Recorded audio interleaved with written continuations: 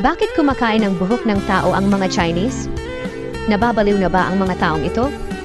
Sa totoo lang, ang kinakain nila ay hindi naman talaga buhok ng tao, kundi isang uri ng cyanobacterium na tinatawag na Nostoc flagelliform. Karaniwan itong tumutubo sa mga lugar na disyerto. Tinatawag din itong mabuhok na gulay sa China at kinakain ng mga Chino bilang pansit, sopas o kahit hilaw pa. Thanks for the follow! Sa nakaraang ilang araw, may malaking scam na nangyayari sa mga grocery store at supermarket sa ibang bansa. Ang mga prutas na ibinebenta doon ay mas kakaiba kumpara sa normal na prutas. Halimbawa, isang babae ang bumili ng saging mula sa grocery store. Pero nang dinalatan niya ito at sinubukang hatiin, hindi ito maputol. Ganito rin ang nangyayari sa mga abokado, pakwan at iba pang prutas na